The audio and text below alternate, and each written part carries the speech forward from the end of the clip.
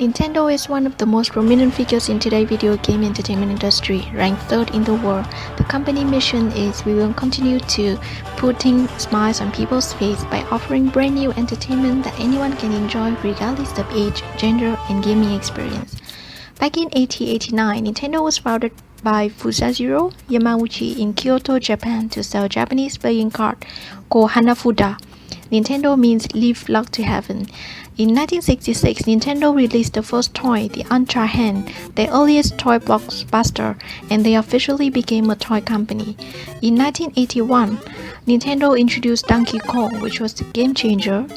Donkey Kong also marked the debut of Mario, which later became the most successful game franchise of all time. Nintendo launched the Nintendo Entertainment System in 1985, the first home console, and also during this time launched a successful software, Super Mario Bros. In 1985 and The Legend of Zelda in 1987. In 1989, the handheld console series Game Boy was introduced successfully and later on dominated the console sales in 1990s. The success of Game Boy and Nintendo 64 was coupled with creation of Pokemon in 1996, and within 1 year, Pokemon software sales reached 10 million copies. Nintendo's first ever VR product, the Virtual Boy, appeared in 1995, but it sold poorly. In 2004, under leadership of President Satoru Iwata, Nintendo DS debuted and transformed the game console market with its dual touchscreen features. Wii was launched in 2006 and became the biggest hit in the game market. Wii completely changed the way people experience gameplay with online features and interactive media. Wii sold 100 million units of hardware and 900 million units of software. With high expectation in 2012, Nintendo launched Wii U, which combined home and handheld console. However, Wii U sales has been disappointing, only sold 12 million units so far. Nintendo's net revenue had a peak of $18,761 million in 2009, and decreased year by year till $4,581 million in 2015. It suffered from negative profit from 2012 to 2014. 88% of Nintendo sales come from Western Europe, North America, and Asia Pacific. Although Nintendo also sells digital and physical gaming software, more than 60% of its sales in 2014 comes from handheld and static consoles, including accessories. The console market shrank greatly from 2008 to 2015. 43 million units sold in 2015, which is 48% of the figure in 2008. However, Nintendo, whose core business is video console game, suffered more than its competitors, Microsoft and Sony. The main reason comes from the competitors' innovative and sustainable portfolio management.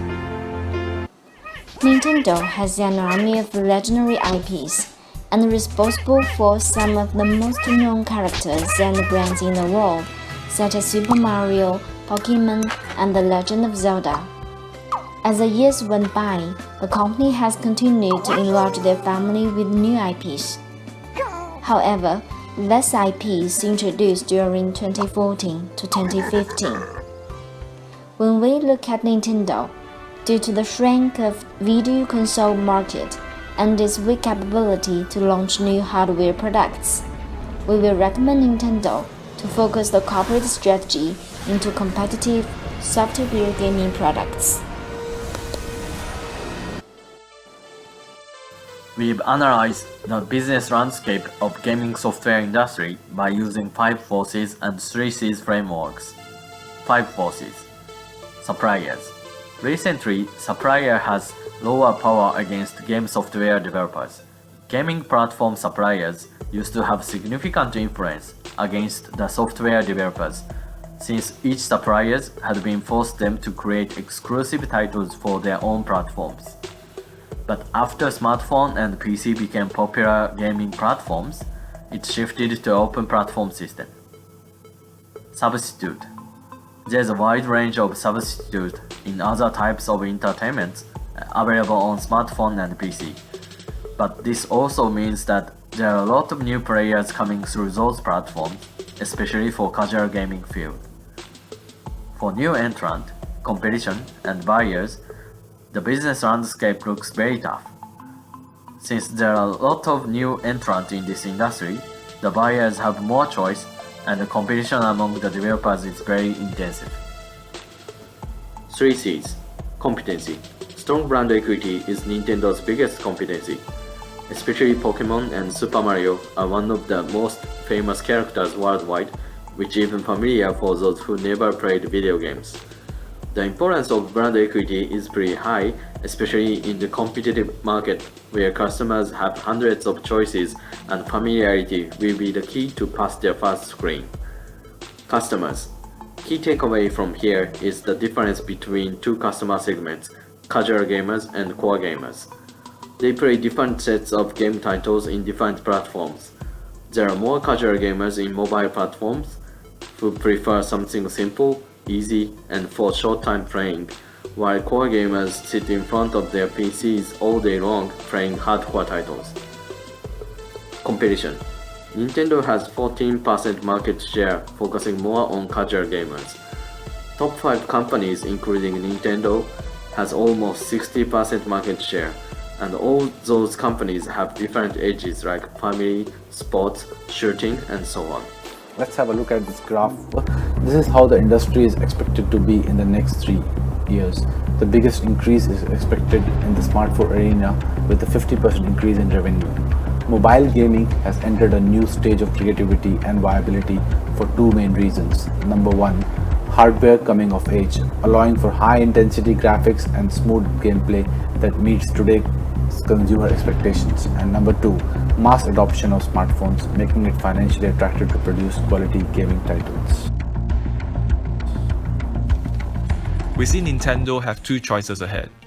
The first is to continue to invest into the concept of gaming as a lifestyle and upgrade its technology to explore this area. The second is to return to its competitive advantage, which for the best part of 40 years was its characters. Nintendo's hardware has not sold well, and if we continue to tie up its hardware and software development, Nintendo will further alienate its audiences and lose market shares. Hence, we recommend Nintendo to move away from only producing games for Nintendo platform. Nintendo need to use its great roster of characters to move on to other platforms to capture more audiences and provide greater range of gameplay experiences. Having been experiencing slowdown since 2010, we are excited to see Nintendo has recently rapidly expanded its businesses into different areas. Below are some of the new initiatives that Nintendo has undertook. Earlier this year, Nintendo finally made... We know that Nintendo has taken the route of inorganic expansion by partnering with DANA for its mobile gaming platform expansion. Nintendo is attempting to create stickiness through its Miitomo, a social messaging platform app in Japan which has over 1 million users within 1 month, and this app is beating Line on Japanese App Store. Miitomo is a Nintendo effort into diversification, building a social messaging avatar-based app which can feed back into every game that Nintendo launches at a later date. Nintendo has been experimenting with new gaming genre for Pokemon through Pokken Tournament and Pokemon Go. Pokken Tournament is essentially a fighting game that moves Pokemon away from traditional turn-based attack game, and this adds the realism of Pokemon battle, and it has greater significance as Nintendo developed the Pokemon Go.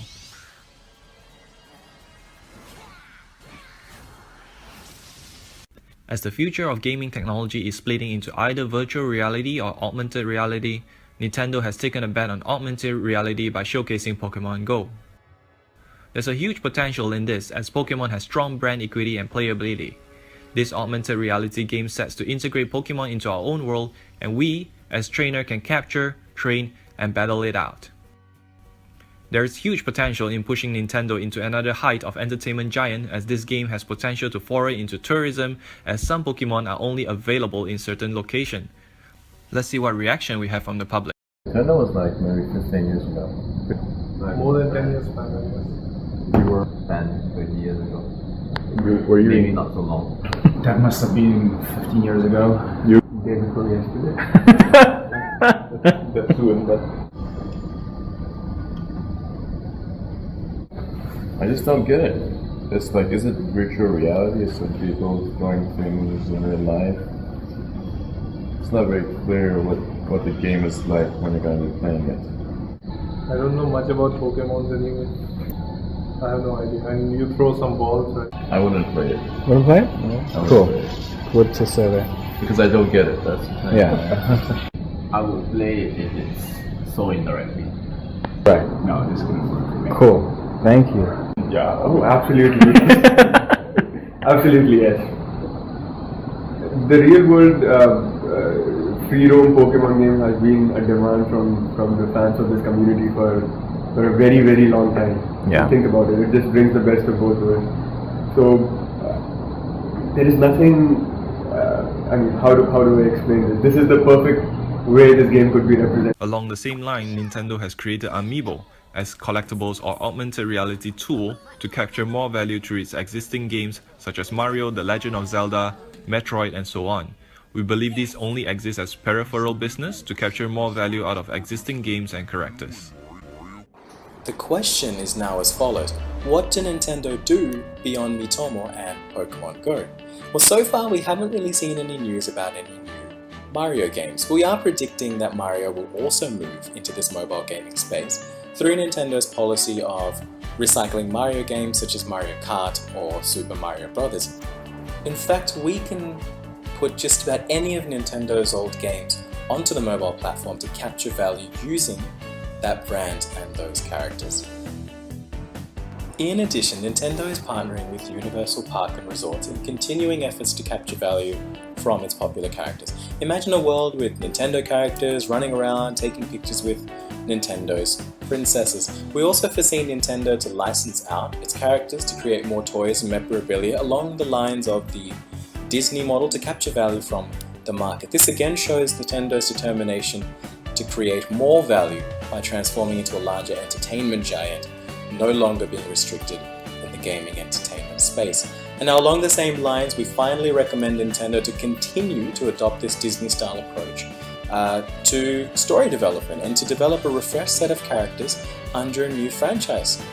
Nintendo can focus on capturing value from its existing hero characters such as Mario, but they should also develop new characters. A superhero perhaps a physics PhD MBA student with a flashy orange costume, long hair, glasses, and a superhuman grasp of physics. This character may venture into sci-fi galaxy space. Not very family friendly. Lastly, as avid Nintendo fans, all our team can say is this: we really hope Nintendo remains going strong for the next 50 years so that future generations can get to experience the immersive joy that we felt when jumping around as Mario, catching Pokemon as Ash, and playing some awesome tunes as the one and only Link. Thank you very much for your time.